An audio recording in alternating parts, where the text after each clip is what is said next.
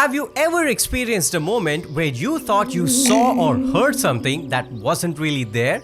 Like, do you really see or hear me? No, bro. Just kidding. The human brain is basically the most powerful computer running on synapses and impulses instead of softwares and codes. It is so complex that we're not even close to fully understanding it, let alone recreating it artificially. But sometimes, all that complexity can backfire and cause some serious glitches in the system. We call those glitches hallucinations. Hallucinations are completely different. They don't seem to be of our creation. They don't seem to be under control. They seem to come from the outside. Hallucinations are like the brain's version of a prank call.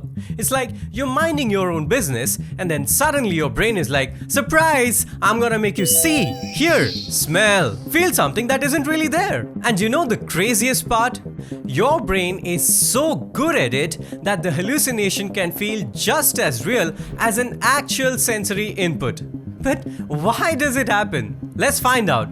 My name is Siddharth and you're watching The World of Science. Started becoming kind of weird thoughts, weird interpretations, kind of getting slightly stressed. It was one voice, and then it became two voices, then it became three, and then it became four. And at one point I had 7 voices going on. Hallucination is a state where your brain diverts from its natural path, producing unwanted sensations and experiences.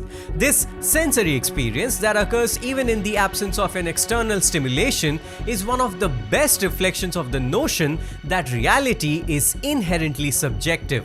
But don't be too quick to dismiss them as mere tricks of the mind.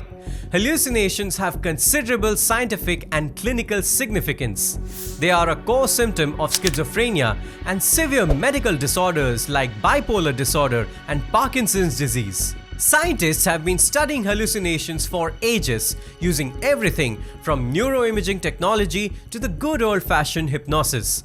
They found out that hallucinations can happen to anyone irrespective of their medical history and can affect any of our 5 senses. And the most common one is the auditory hallucination. It's when your brain makes you think you heard something that actually didn't happen. Sometimes individuals may misinterpret an internally generated speech or stimulus as something coming from an external source.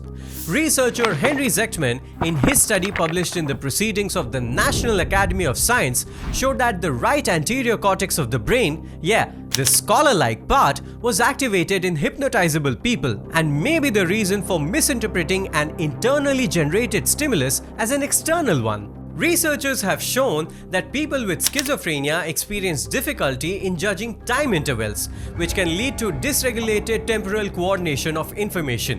At a neurobiological level, the brain gets confused between what is self-generated and what is external, and that's when things start to get really trippy. While there's enough study regarding the knowledge of circumstances, the reason behind the hallucinations in the brain remain largely unknown. A new study from the University of Oregon has shed some light on this mystery. Researchers injected mice with hallucinogenic drugs and found that it led to reduced signaling between the neurons in the visual cortex that was contrary to what they had expected. This suggests that hallucinations are a result of a disruption in the brain's ability to differentiate between an internally generated and an externally generated stimulus. There are various kinds of hallucinations which are associated with certain neurological or psychological disorders. For example, hypnagogic hallucination, which affects nearly 37% of people, occurs right before falling asleep and lasts from a few seconds to a few minutes. They are associated with narcolepsy, a neurological disorder